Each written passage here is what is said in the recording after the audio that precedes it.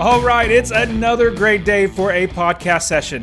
This is the Master Passive Income Podcast. My name's Dustin Heiner. I am so glad that you guys are here with me today. Now, at Master Passive Income, we talk all about real estate and rental properties and how you can invest in real estate, make passive income every single month, cash flow that goes in your pocket without you working a job. That's right, it's an automatic business. My business is automatic, meaning it works without me. When I go on vacation for 6 weeks in Europe or Japan or go to 2 weeks in Alaska or whatever vacation I go on, I literally don't work. My properties work for me. My property managers who I hire, my contractors, my realtors, my inspectors, my bankers, everybody else works for me while I just reap all the benefits because they do all the work. Now, today's session, we're going to be talking about investing in crazy, expensive markets like Washington, D.C. There are actually ways to invest in places like Washington, D.C., San Francisco, L.A., and all these crazy places where the prices are really, really high, rents are really, really low, but there are ways to make money with real estate in these crazy markets. All right, let's jump into it. Let's start the show and get moving.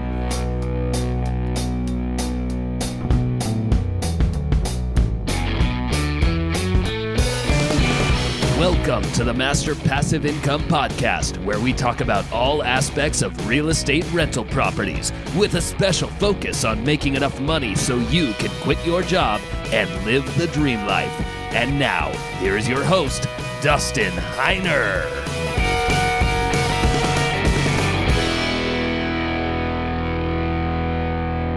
All right, now I am super excited to share with you an investor that I met recently who actually invests in Washington, D.C. Now, before I do that, I had to bring something up to you. Now, I recently saw this board game that came out and it made me laugh. But at the same time, this board game gave me thoughts that this is a huge opportunity for us real estate investors. So the board game that came out is called Monopoly for Millennials. Monopoly for Millennials. Apparently, Monopoly thought this was a great idea to put out. Not saying if it's good or bad, but it just made me laugh. And you might be thinking, how can a board game actually give good opportunity for investors like us? Well, let me explain it. So if you don't know what Monopoly is a board game that you play against other people, and the goal of the game is to acquire land, these little square tiles, acquire land with money. You start with some money and you buy some land as you roll the dice. You go around and round and round. You buy land and then you buy houses to put on your land. And as people land on your tiles, you charge them rent. You charge them money. Anyways, I don't need to go into it, but that's basically it. It's teaching people how to invest in real estate. You buy one house, then two houses. Eventually, you move up to a hotel or an apartment complex, and that's what we as investors try to do: is get more doors in a place, like going from a single-family home to a duplex to a quadplex to a 40-unit apartment complex, and so on. And so that's what Monopoly teaches you. The essence of Monopoly is all about real estate and buying land and using your money for you, which is what we do, which is great, right? Well, this new game that Monopoly put out, it's called Monopoly for Millennials. I could not believe it. I thought first, okay, that's interesting, Monopoly for Millennials. Let's take a look at it. But then I read the tagline. It literally says, forget real estate. You cannot afford it anyway. Can you believe that? It's telling millennials, like, this is literally a board game. It's not a joke. They made this. Forget real estate. You cannot afford it anyways. And so here's what they do. So Monopoly for Millennials board game it says adulting. Apparently that's a term. Adulting, being an adult is hard.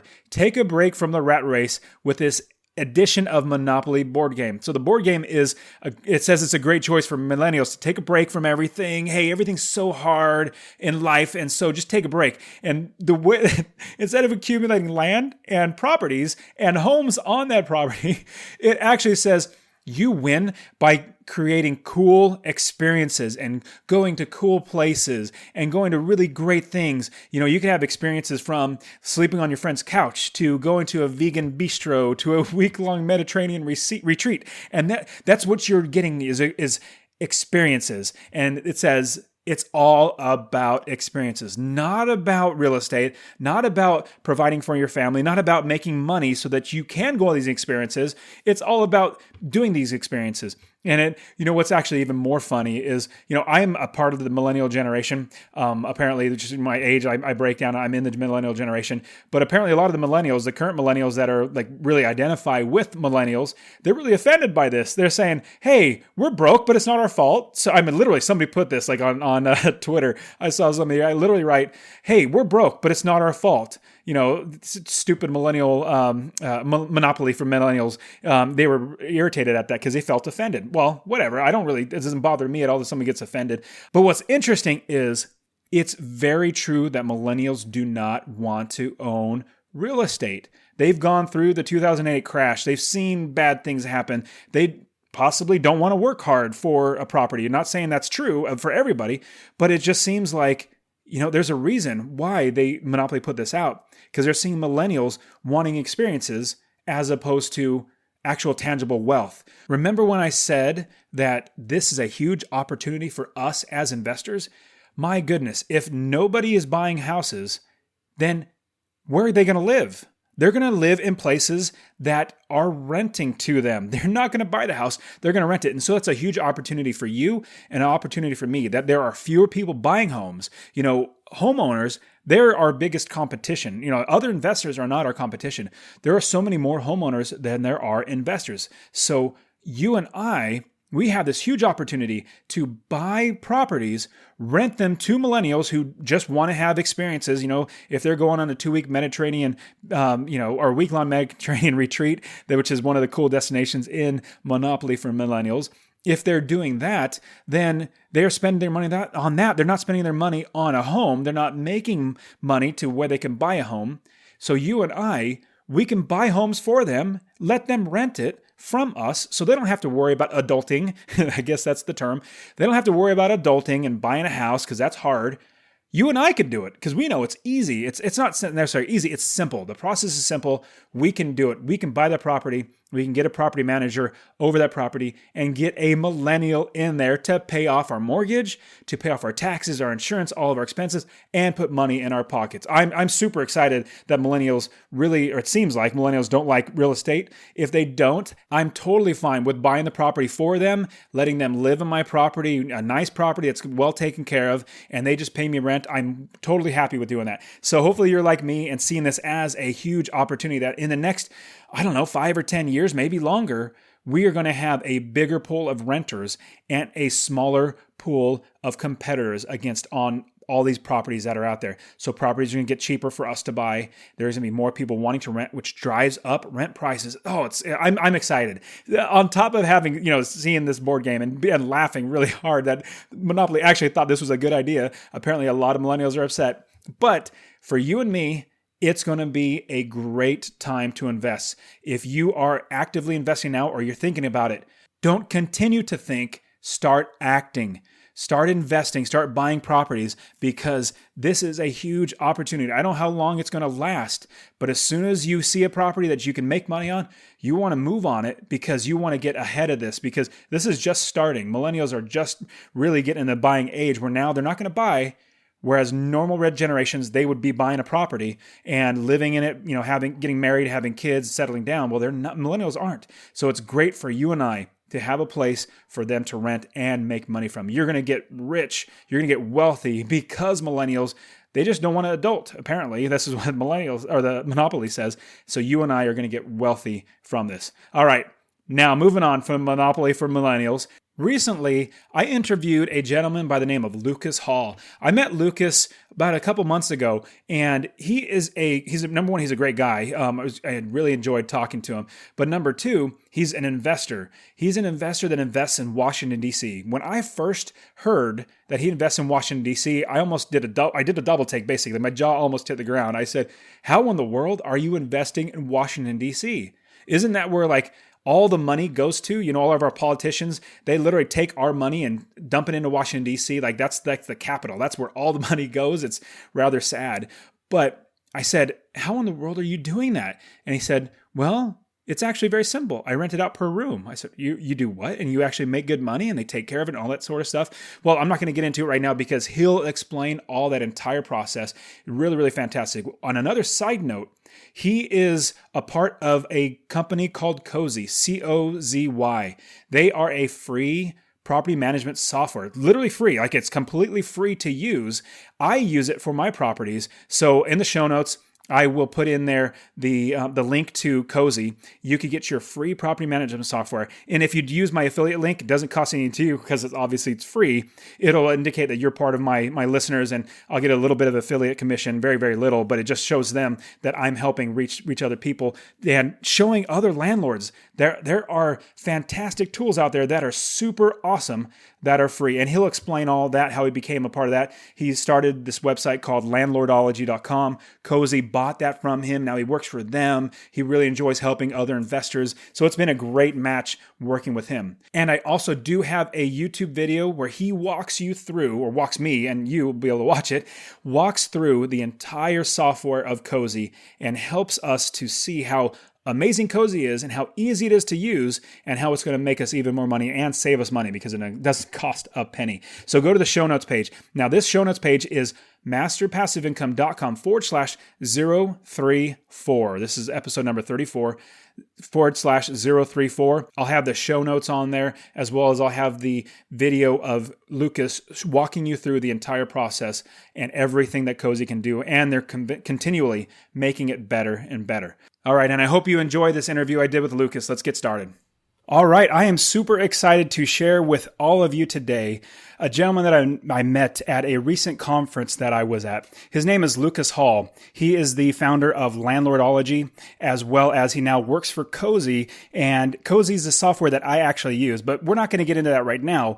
What I wanted to bring him on the show for was to show you that normal people start businesses buying real estate and then progress from there. And they build other businesses as well as just continue to build their own real estate rental property business. So without further ado, Lucas, thank you so much for being on the show. Hi, Dustin. Thanks for having me. This is exciting. Great. So before we jump into everything about real estate, let's get to know who you are. So who are you? What do you do besides real estate and run your business? Do you have a wife? Do you have kids?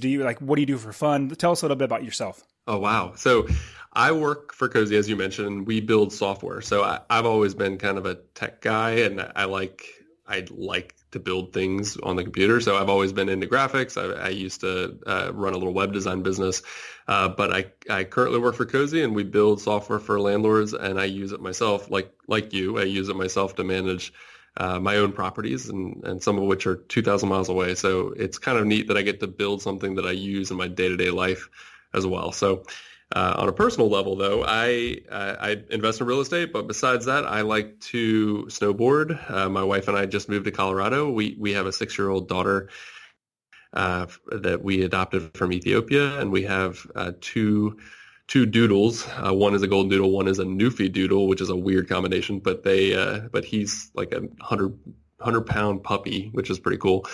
And I love to hike. I love to get in the mountains and do fun stuff like that. That's awesome. I'm a skier personally. I absolutely love skiing. I tried snowboarding when it first came out. And I started skiing, then tried snowboarding. It first came out for about 2 years. I started snowboarding and realized I enjoyed it, but I had more fun skiing for whatever reason. And so I went back to skiing. But what's fun is I have a really good friend of mine. When we were younger, we'd buy season passes, and half day I would ride skis and he'd ride his snowboards. And then at half day, have lunch, and then I'd ride his snowboard. He'd ride my skis. So yeah, I'm right there with you. That's awesome.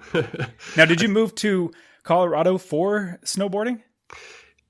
Sort of, a little bit. I mean, I'm not that good, but I do feel like it's something that my wife and I have always enjoyed. And we've been traveling to the Colorado mountains to go skiing and snowboarding for the better part of 10 years. And we've always thought, well, if we ever wanted to live somewhere where we really enjoyed where we lived and the quality of life was great, we would want to live in the Denver area. So we finally just bit the bullet and said, you know what, we're going to do it. We're just going to do it. And we moved, just picked up and left, and we said, we'll figure it out. So we currently are building a house in the Denver area, and it actually settles next week, which is exciting.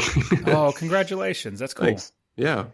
Good. And so you said you adopted a daughter from Ethiopia. She's 6 years old now. That's fantastic. Good for you. Yeah. We've had her for about 4 years, and she's just she's spunky and just so wonderful. So if you've ever considered adoption or ever thought about it, or maybe you haven't ever thought about it, it's just really just it's just a wonderful heart, and it's just something that is just beautiful, and it oftentimes gives back to the people who adopt rather than the people who were adopted.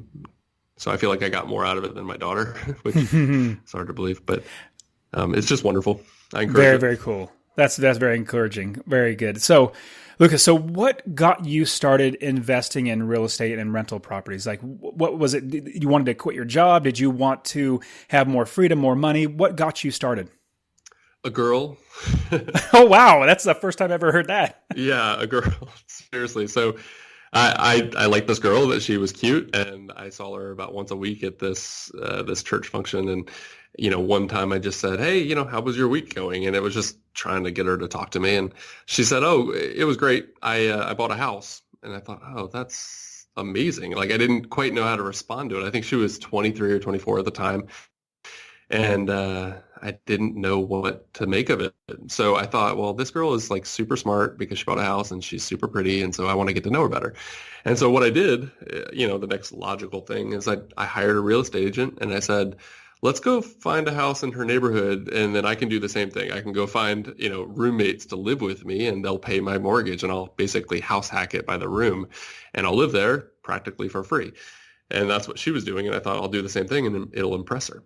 So I did. I found a real estate agent, and I bought a house like 7 blocks from her, and did the same thing. I found a bunch of roommates, and they paid my mortgage, and that's essentially how I got started with my first rental property. But it actually has a great happy ending because my evil master plan worked, because she was so impressed that we started dating, and then about 3 years later we got married. That is super awesome. You said 3 years after you met, and she told you she had a property, and then you bought one. So 3 years went from when you met. Pretty much 3 years. Yeah. Oh, that's awesome. In normal circumstances, that would actually seem kind of stalkery.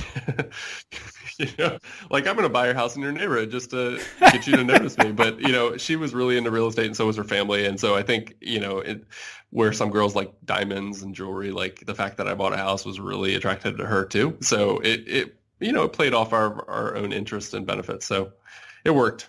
That is super awesome. It's a new way that I've never heard of getting a girl like that, but that is awesome. Very, very cool. So everybody listening, you heard Lucas mention house hacking, and house hacking is basically a way to buy a house and with the idea of eventually having it as a rental property, or like Lucas did, get people to move in with you and they pay your mortgage because they're paying you rent. And so I actually have a whole podcast episode. It's masterpassiveincome.com/016. That's the podcast show notes. I have show notes in there on how to house hack and start your rental property business. So if you want to learn that, you can go there and listen and learn all about that. But Lucas, great job. So from there, what was your next property? So it sounded like you got married. Did you have one property and she had one property? Did you guys buy another one before then individually? Like, what was the next steps? So we each had our own properties, but eventually living with roommates kind of goes sour, right? I mean, in my case, it was a house on Capitol Hill in DC, and those row houses are like 100 years old. And in my case, it was a 6-bedroom house. So I had a lot of rooms, and I was able to fill those with just Craigslist roommates that ended up becoming friends, which was nice. But they were paying, maybe $600 or $700 a piece to have their own room, and then common areas that they would share. And it was amazing because it really did profit. It really did cash flow better than a single family home that I just rent into like a single family unit. And that was great, but eventually I got tired of living with people. I got tired of living with 5 other guys. And so I took the equity that I had in the house, and I decided I'm going to go buy a studio. And I bought a studio right next to the metro stop, and it was 2 blocks from the Congress buildings and the Senate. And it just, I knew that I could fill it with interns and Capitol Hill employees, and it was just kind of a hot spot. So I rented a studio, and with the intent to eventually make that another rental. So I took the equity out of the other house, put a very small down payment on a studio that I was living in as my primary residence, and then lived there until I got married to this girl. And so I had 2 properties before we got married, and she had 1. And from there, I knew I could move out and then rent it for a profit too. So by the time I got married, we had a total of 3 properties that were cash flowing that we could add into our portfolio and then continue to build on that. Good for you. That's great. I didn't start investing until after we got married, and had to talk my wife, into actually buying her first property with me, and so that was a whole big ball of wax. Her dad was a retired teacher. Her mom was a stay-at-home mom. They were very risk averse, and so buying a house for investment was just completely not normal. It's like something crazy people do, and so that was a lot of work. So you had a little easier than I did in order to get the first property and then the subsequent properties. Sure. Yeah. And, I grew up the same way as your wife. I actually grew up thinking that you bought one house and that was the one house you lived in for the rest of your life. Like that was it. Because I saw my grandparents do that. I saw my parents do that. And that's all I knew. And it wasn't until I met this girl that I ended up marrying that it kind of blew that out of the water. And I thought, wow, this is amazing. And then I started realizing, geez, I could cash flow. Like I love cash flow. Like I like rental income. Like I can do this, this is easy. So. And that's terrific. And I caught something, and hopefully the other listeners, all my listeners, have heard and caught this. This was Washington, D.C., right? Right. So this is in Washington, D.C., where houses are typically, average single family home is going to be $600,000 or $700,000. Yeah. I mean, okay. Personally, I was living in California when I first started buying properties. I was living in Fresno, which is not the most expensive place. It's not San Francisco, it's not San Diego or Los Angeles, but it was still pricey. And so I thought, you know what? I want to buy a house in some place where it's relatively inexpensive or, compared to California. So I went to Ohio and bought a property in Ohio because I was like, man, these prices are too high. I would never have thought, let me buy a house in Washington, D.C. and make money for that. So that blows my mind that you are making money from properties, but you did mention how you did it and how you're doing it. So let's talk a little bit more about how your business model in buying someplace like DC. Like let's go over through a little bit things like how you found the property, how you bought it, like with financing or other ways. The size of the property. And what type of rents do you get? How much the expenses are? Just the numbers on the property. Can you tell us a little about that? Sure. So let's start with the big 6-bedroom house that I have on Capitol Hill. So I knew that was a great area for renters. I knew it's where a lot of people come in right out of college and they want to live in community with other people. They're not so sure about having a place themselves yet, so they live with other people. And because the prices and the rent are high, they typically want to offload some of that cost to other people. So they're happy to live with roommates. And I knew that I could probably command a decent dollar for it. And the tricky part about it was that I had heard about the standard equations. I'd heard about the math that you're supposed to follow when you're buying a rental property. And, commonly there's like the 1% rule where, if a house, let's say the house purchase price is $100,000, then you would need to get about $1,000 in rent, which is 1%, right, a month, and that would make a profitable and a good investment, right? That would pay for itself. But in DC, okay, so let's say the house is $600,000. Am I really going to be able to get? $600,000. Am I really going to be able to get $6,000 a month for a house? And generally speaking, the answer is no. Like a renter's not going to, a group or a family isn't typically going to pay $6,000. So what I figured out was that in high rent areas and high density cities like DC and San Francisco and LA and New York, if it's not necessarily a percentage game, it's a bedroom game. So that particular house that I have will probably never cater to a single income family or even a dual income family, because even a dual income family isn't going to want to pay, $5,000 or $6,000. They're going to want to pay about $3,500. So what I can do though is I can convert a basement into 2 extra bedrooms, and I can, legally get those certified, and then I can have a total of 6 bedrooms in this house. And I can rent it to groups of roommates who might want to live together, and there's 6 people, and they each pay about $800 or $900. And if they're all under one lease, they all pay me electronically, and they all can see everybody else's rent payments in the house, and they're considered one entity, one family per se. And so I'm able to I actually get about $5,400 for that property. and my mortgage is about 4. And so after saving for expenses and capex and all that, I'm actually profiting anywhere from $800 to $1,000 a month, which is unheard of considering the prices of the rental property and just general property in Washington, D.C. But that's how I was able to make it work. And that's, it became a numbers bedroom game. That's absolutely fantastic. That much money on one property in passive income is great. Now, are taxes, I'm going to take a quick tangent, are taxes really, really high in Washington, D.C., and is that calculated in your numbers? They are. Yeah, they're incredibly high just because it's DC. But that's built into my PITI, and so I pay that with a mortgage. And the PITI insurance, taxes, and principal and interest all included is about $4,000 on that property, and Got it. And I'm able to get 54. Got it. So with that 4,000, that was including all the principal, taxes, insurance. Very, very cool. So when you're looking at doing this business, this type of business, because I've always had an idea that renting to basically college students is really a rough proposition because, they could tear up the property, or, if you have multiple people in a property, you have the problem of who do I actually hold accountable? Do I hold everybody accountable? Do I hold one person accountable? How do I actually make sure that everything is done? How do we get the lease? How do I make sure the bedrooms are filled? All that sort of stuff. So the business model of having one family or one person sign on the lease and moving in is simple. Yours sounds much more complicated. Now, I'm going to ask you the question, is it complicated, number one? And number two, how do you actually do that to where you fill the properties, once, it turns over and you have a new, basically a vacant place, and you got to get more tenants in there? How do you do that business process? Great question. So I do it as if I were renting to a single family.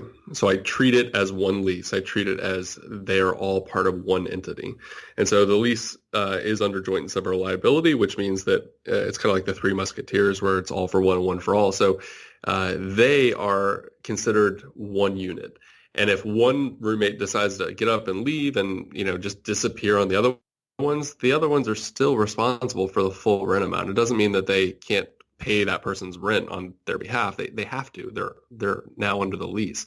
So I don't actually worry about those bedrooms. And in fact, I've had one at my wife's old property, the one that she bought originally. It's a 5-bedroom in the same area, and we've had the same lease essentially renewing over and over and over and over again for almost 6 years. And what ends up happening is there's a few roommates who stick around year after year, and they just find friends and roommates through their networks to fill the other bedrooms.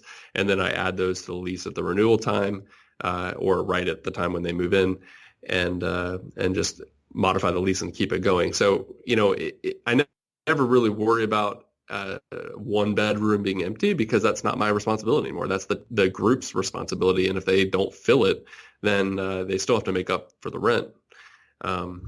Alternatively, though, with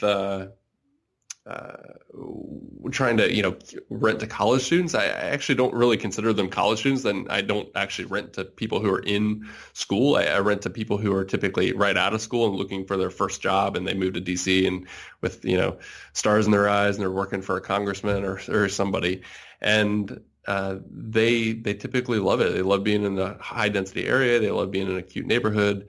And they typically want to kind of grow up. I know that sounds weird, but in college, it's like the mentality is I'm only here for a short time. But now that they're out of college, they typically try to keep the property nice. They want a place that they can be proud of. And I don't have a lot of problem with it. The only thing that does come up from time to time is that when I do have a group that does leave in full, like I know they're all leaving, none of them are renewing, then they typically don't clean as well as they normally should, or a normal house, normal group of tenants would. So I do have to usually get in there, spend about double that I would normally would on cleaning. I usually have to, replace things like sometimes toilets just need to be replaced, or sometimes there's a few extra holes in the walls. But, considering the rent that I'm getting, it's all easily done, and I have a group of contractors that I've worked with for years that they know what to do. They get in and they fix it up, and it's inexpensive and it's clean and done. That's great. Now, is that something that you would continually look for more properties in the DC area to do something similar, or you want to keep replicating that model? I think not. I like that model, and it was good for a time, and there's certainly a lot of profit in it.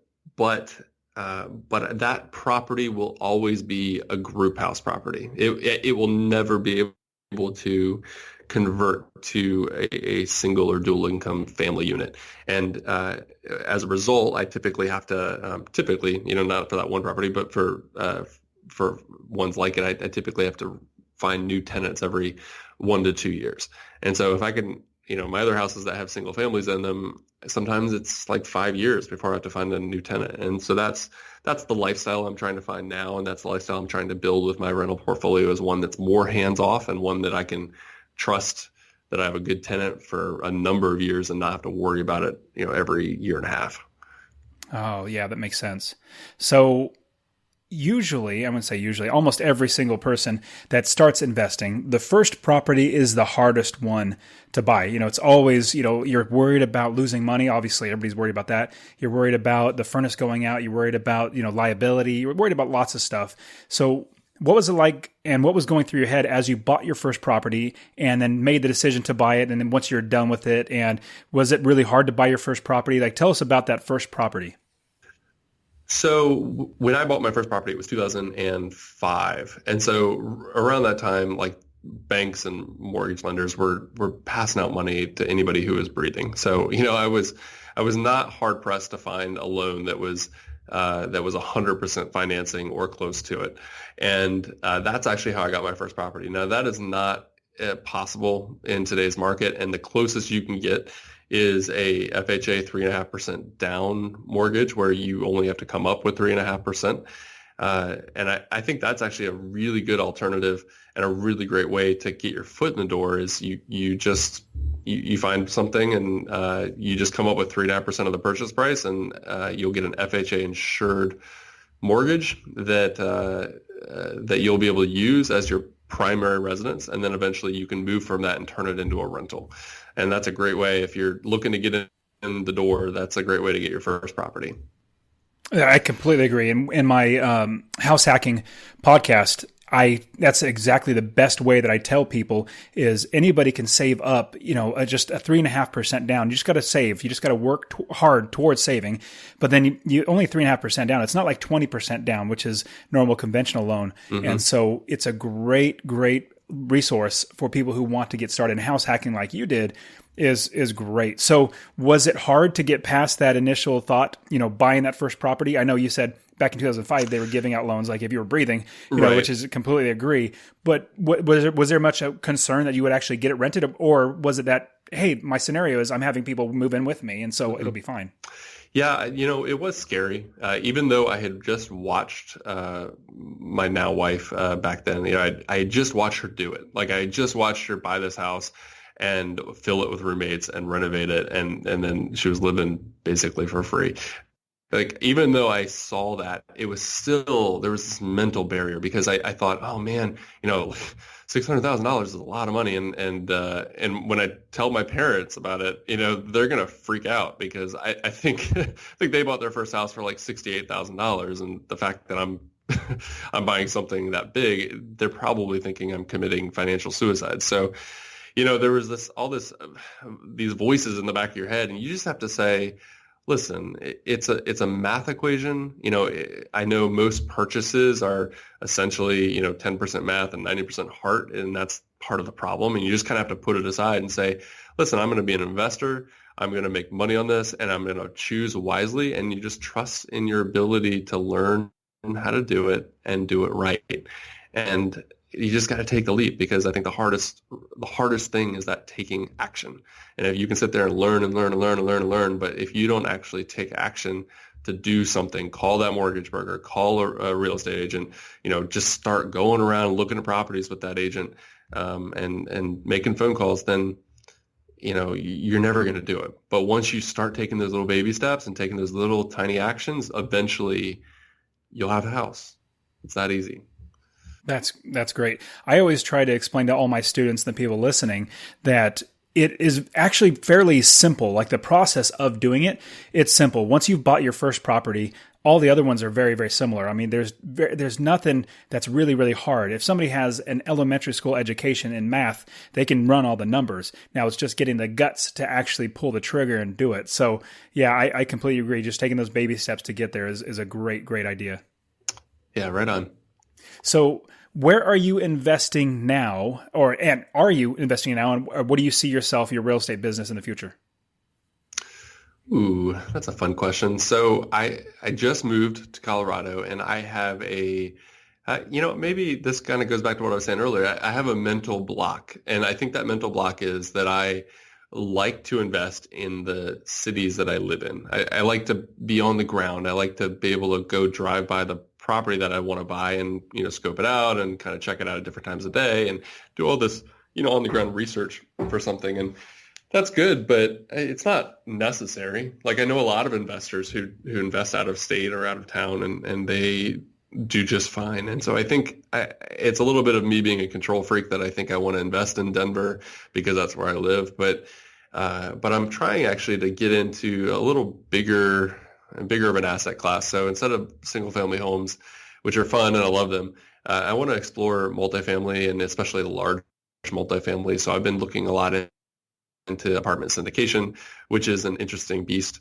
But for me, I'm actually considering investing in an apartment purchase that I know someone else I know is doing, and I'm considering just kind of being passive and maybe putting $25,000 in instead of having to buy, a $200,000 house. Maybe I can test the waters with $25,000, and that's my way of taking action in a different class of property and just kind of getting past that mental barrier of investing where I'm not, because this particular apartment complex that is being purchased is in Fort Worth, Texas, and I've never been to Fort Worth, Texas, so that's pretty cool. So that's what I'm trying to do. I will probably, in all honesty, I will probably buy, a single family home or a duplex here in Denver, just because once you start doing it, it's hard to stop. It's like an addiction a little bit. So I will probably end up doing that sometime in the next couple of years. But anyway, I've got my hand in a couple different jars. That's great. And you're really in progressing to multifamily. Think about the game Monopoly. Monopoly is a fantastic game to teach just money sense, but then also how to build wealth. I mean, you start with single family homes because those are the easiest ones to buy. You can get the best financing. You don't have to have a lot of experience. Actually, you can have no experience doing that. But you buy a single family home and then you keep buying more and buying more. And then you trade those in. You buy an apartment complex, something that's maybe four units or 8 units or something that's bigger. And then you keep trading up and you keep buying more and more and more. And over time, if you just keep doing it, your wealth will be substantially greater because you're buying multifamilies, because multifamilies are seen as a business as opposed to just a property. And so how much money brings in is how much the property's worth. So all that to say, yeah, apartment complexes are great. So good for you. Hopefully that works out with this place in Fort Worth, Texas. That would be really, really cool to see how that works out. So what are I'm looking forward to it. It's a great way. Sure. Great. So what are your favorite things about rental properties? Like, is it the passive income, the cash flow that comes in? Is it that it gives you control over your life where you don't really have to, answer to a boss every single day? Like, what are your favorite things about rental properties? So I haven't found another investment that gives back as much as rental properties do. So let me explain. So I like rental properties for a number of reasons. One is they cash flow. If you purchase them correctly, they cash flow. So over the course of the life of that mortgage, let's just assume you buy a 30-year mortgage. Over that 30 years, your tenants are going to be paying you rental income and they're going to be paying your mortgage. So that rental income hopefully will cover the mortgage, then some. And so you'll get to keep whatever net profit you have, which is fantastic. But then they'll eventually pay your mortgage off. So that mortgage is getting paid off, and you're also capturing depreciation and other tax benefits as you go along. And then at the end of that 30 years, assuming you hold on to it the whole time, then you get to either keep or sell a paid-for property and reap all the benefits from that as well. So I just can't get over the fact that it almost pays for itself 3 times over. And it's an asset that continues to grow in wealth. So hopefully by the time you pay that mortgage off or you have it free and clear, it's worth double or even triple what it was worth when you bought it. So I haven't found anything quite like that. Even stocks and mutual funds are great, but they're not quite that good and they're not quite that fun, and it's something that I could actually give to tenants and say, like, here, you can make a home out of this. Like, you can live a life here and raise families, and it's it just gives back in more ways than any other investment I've found. I completely agree with you. It's just amazing how rental properties really benefit you as well as your tenants as well. If you're taking care of the property, you don't want to be like a slumlord and not have good properties, which anybody that has worked with me, I definitely make sure we have good properties that we want, or tenants want to live in there. So right on. And we want to be able to give back because we're being blessed and benefited by the tenants paying off the mortgage and paying us money that goes in our pockets. So good. So now with your business that you've had, have you had any failures? And can you give us one failure that you've had that really sticks in your mind and something that we can learn from? Yes. So I used to buy condos. And so because they were cheaper in DC and, I could buy a condo for $200,000 to $300,000 rather than a house for $600,000 to $700,000. And they were just more affordable when I was strapped for cash. And so I could do that. But I learned that condos are really not oftentimes the best rental investments because they're burdened with heavy condo fees. There's an HOA that controls what you can and cannot do.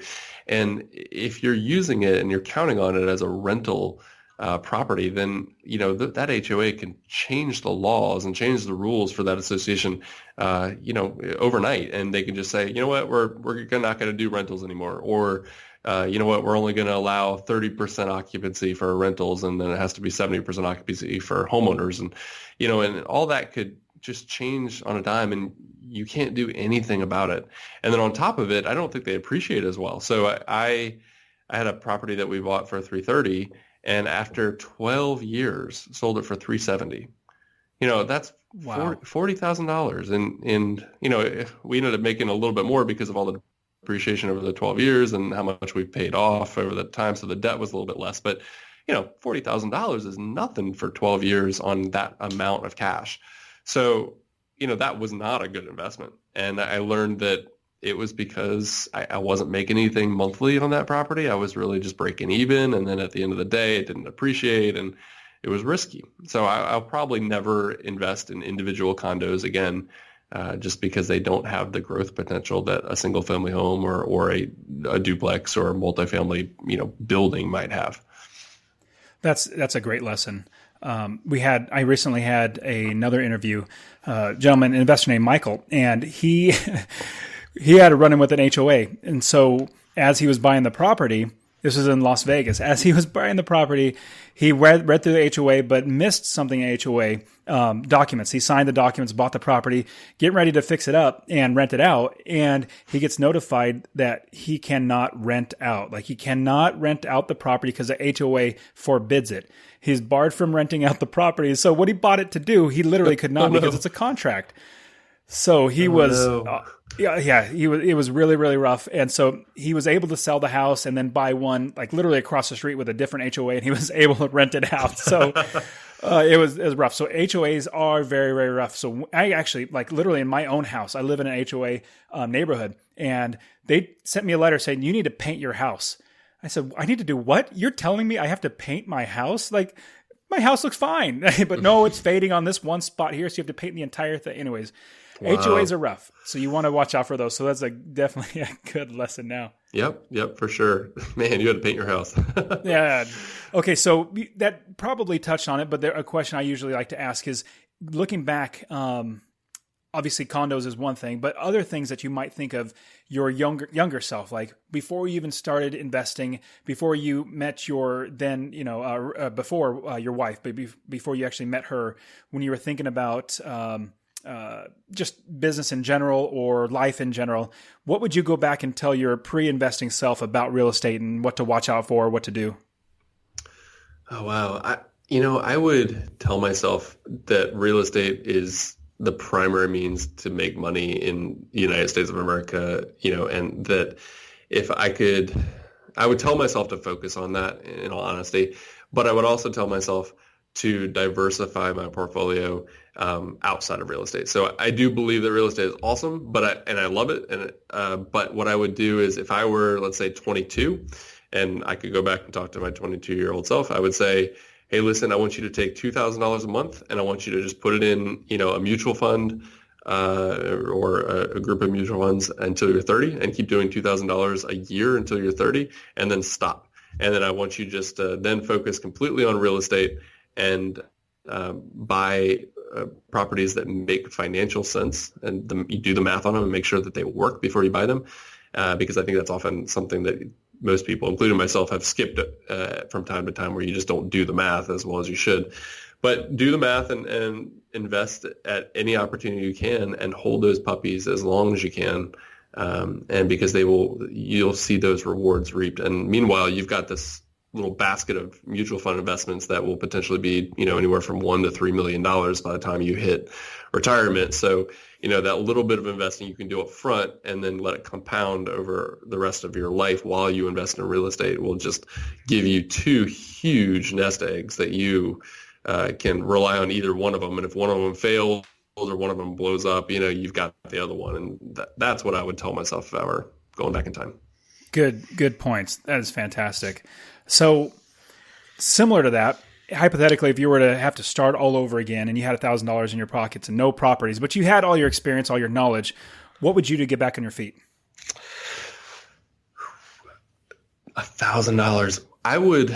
I would save it. Honestly, I would use that as an emergency fund, because if I only had $1,000, I wouldn't invest it. I would set it aside in case something happens medically wise or health wise. And I would I'd go get as many part-time jobs as I possibly could if I didn't have a really good full-time job. And I would just work my tail off until I was able to save up about 3 to 6 months worth of savings and expenses for housing and whatnot. And I would just, to get back on my feet, I would build up a little tiny emergency fund and then make it a bigger emergency fund. And then I would start maybe considering investing. I wouldn't spend that money on anything. I would keep it just in case something bad happened. That's a great point. A lot of people think about, hey, my life is changing. Either I'm making a little bit of money, like if they buy one property and they have a little bit of money coming in their pocket, like $250 a month, let's just go ahead and go spend that. Or, I have a little bit of savings. Let me just go buy a car, or let me go spend it. Well, saving is one thing that really helps people get wealthy and stay wealthy. I mean, the reason why I have wealth is because I don't spend it willy-nilly. And so I think you're absolutely right. So that's a great point, that we got to be saving. But at the same time, I liked what you said, that you would get as many part-time jobs as you needed to, number one, to take care of yourself and your family, but then also so that you can have an emergency fund and then build your business from that. So, if you work hard, you can absolutely do it. That's right. Yeah. I mean, you got to hustle. I mean, if you don't have anything, you got to hustle. That's the only thing you can do. Yeah. Great. So we're wrapping it up, this interview. So Lucas, what non-real estate book would you recommend to everyone that they should read? Oh, wow. I'm not going to say Rich Dad, Poor Dad, because everyone says that.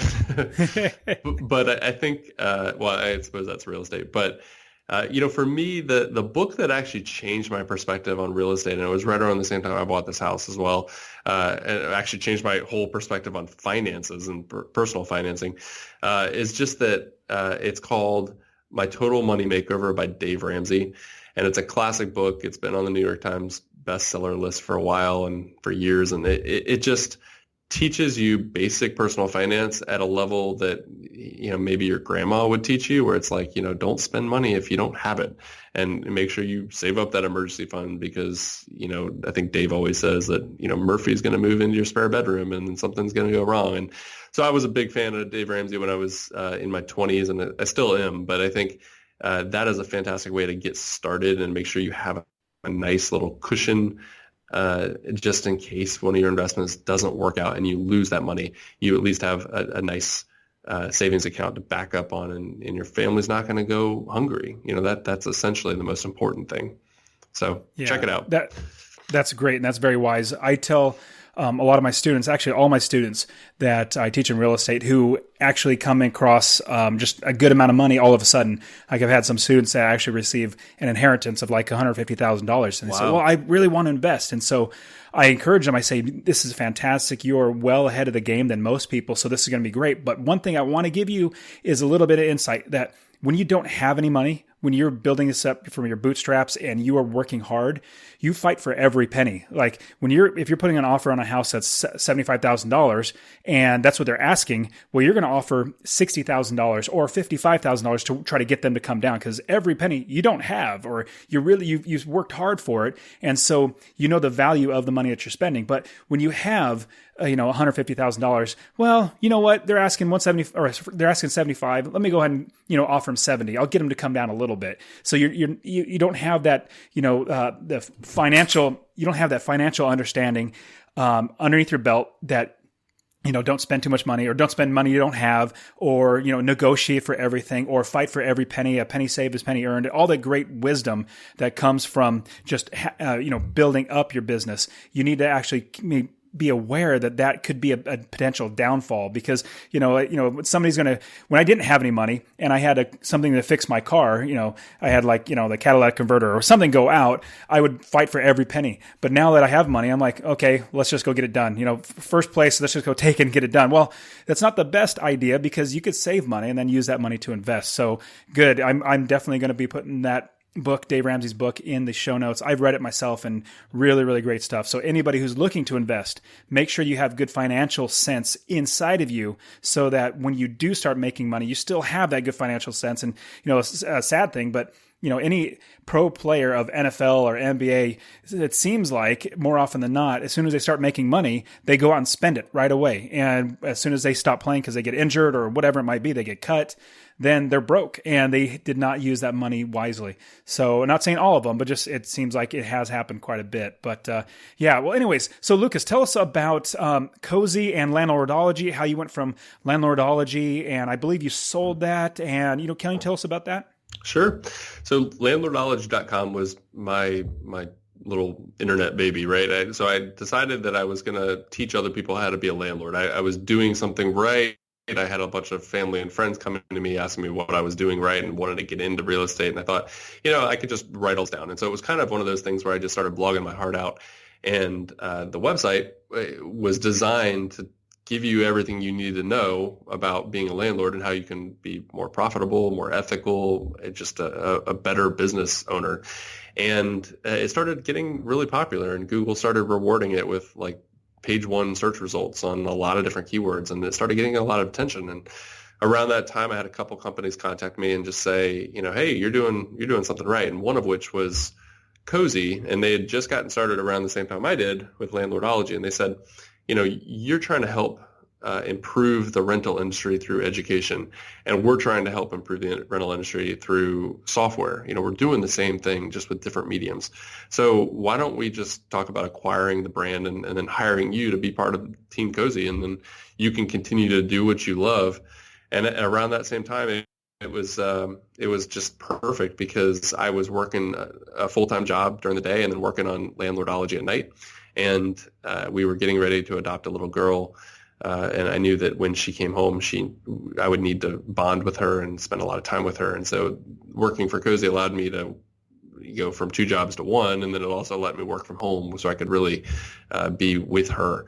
And so it was just, a lot of blessings right around the same time. And so I joined Team Cozy, and I just thought, Cozy is doing it right. Even from the beginning, before I even talked to them, I thought, if there's anybody out there that I would love to be a part of, it would be them, because they seem to really get this idea of what independent landlords need. And Cozy got its start back in 2012 when we got some seed money from Google, and we said, basically we want to democratize all these really expensive tools that big property managers have, and we want to give them to landlords, kind of like Robin Hood, right? I mean, take them and give them away and try to make it free, and give these landlords the same tools and assets that property managers have, and make it so that they can manage their own properties, and they wouldn't have to hire really expensive property managers who take anywhere from 10 to 18% of the annual rent. And so we started building this tool, and it started out with rent collection, but now you can do everything from soup to nuts. So you can list a property for rent, you can find tenants and screen those tenants or credit reports and background checks. And then you can, once you find somebody, you can roll them right into online rent payments and get them set up for that. And then after that, you can manage maintenance requests and track expenses and get reports. And then when you have a vacancy, you can start the process all over again. So it's really, truly a system that anybody can use. It's free for landlords. Cozy makes their money on the tenant. When the tenant is screened, when you want to screen a tenant with a credit report and background check, the tenant will pay for that as part of their application to the property. And so we make enough on those screening reports that we can give away everything else for free, including, online payments. So it's really quite amazing, and I use it myself to manage properties that are 2,000 miles away, and I don't need a property manager because of it. That's great. I personally use Cozy. I've used other software applications, their online applications, and other ones that are free as well. But I've actually dumped the other ones because I had my tenants had so many problems, either with their bank accounts not working with the software, just many host of different problems. But now I use Cozy personally, and I've been using it for a little over a year now, maybe a little longer. And I think I have at least 9 or 10 properties with Cozy going through there. And I think I should be putting another one on there soon, because if I don't manage it myself, if I don't manage it myself, I have a property manager and they take care of all my other properties. But if there are some that I can go ahead and manage myself, which they're really self-running properties where I don't have a lot of hands-on, I manage it myself through Cozy, and so I fully endorse Cozy. I think they're terrific. I have not had any issues whatsoever, which other companies have had many issues. So if you guys would like to join Cozy, and remember, it's absolutely free for landlords. It's terrific. And the only way that they make money is really when they do a background check. And I would say highly recommend always do a background check. It'll, if you have to pay, like I literally, in some of my states that I invest, the tenants would not pay because they were just, lower income tenants, and they wouldn't pay the background check. They wouldn't pay the $30, $35 or $25, whatever it might be.